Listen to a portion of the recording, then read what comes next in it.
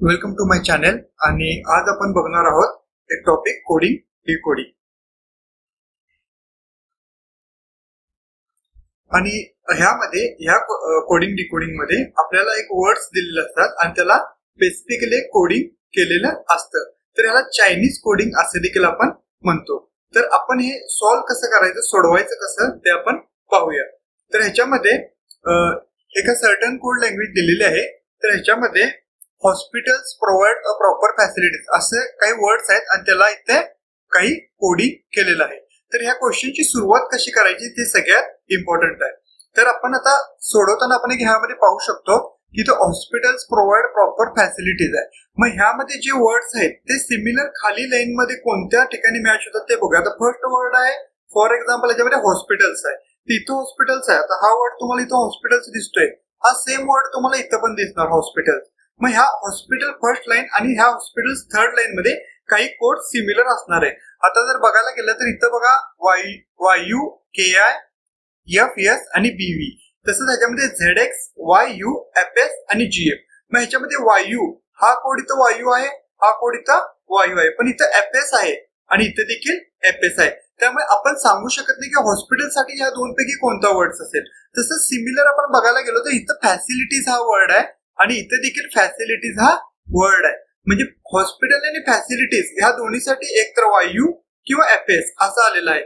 तर ह्या दोन्हीसाठी नेमका वर्ड कोणता असणार आहे, तर फॅसिलिटीज इथे पण आहे, फॅसिलिटी इथे पण आहे आणि सगळ्यात लास्ट लाईन मध्ये फॅसिलिटीज इथे पण आहे. म्हणजे ह्या तीन लाईन ज्या आहेत फर्स्ट, थर्ड आणि फोर्थ ह्यामध्ये सेम कुठला कोड आहे? इथे FS एक आहे, मग इथे FS आहे, इथे FS आहे, इथे FS आहे. म्हणजे ह्या तीन लाईन मध्ये FS हा वर्ड कॉमन झालेला आहे.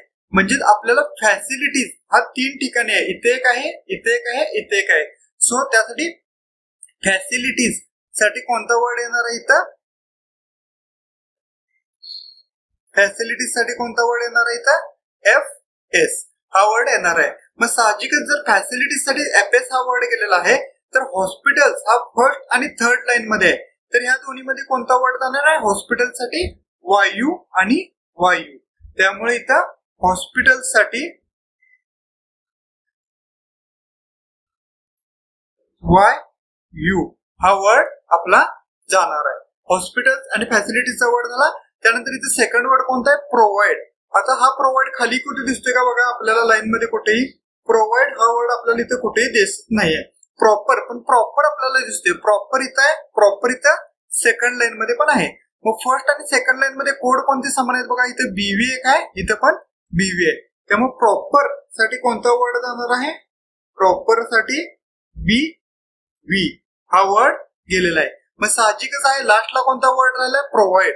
प्रोव्हाइड साठी कोणता वर्ड राहिला? इथं K आहे. त्यामुळं प्रोव्हाइड साठी कोणता वर्ड जाणार इथं? प्रोव्हाइड साठी इथं KI हा गेलेला आहे. ठीक आहे. त्यानंतर खाली बघूया आपण.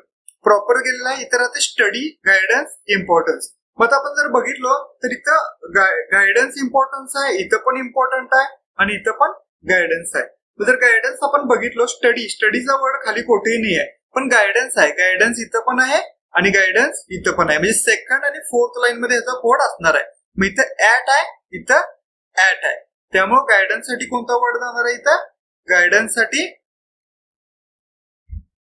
ऍट हा वर्ड इथं जाणार आहे. गायडन्स साठी ऍड गेला. मग स्टडी आणि इम्पॉर्टंट राहतात. मग इम्पॉर्टंट इथं पण आहे, इम्पॉर्टंट इथं पण आहे. मग इम्पॉर्टंट साठी कोणता वर्ड जाणार? इथं ZX आहे, इथं ZX आहे. त्यामुळं इथं इम्पॉर्टंट साठी ZX हा वर्ड गेलेला आहे. मग राहतो कोण शेवटला? स्टडी. स्टडी साठी कोणता जाणार? PE.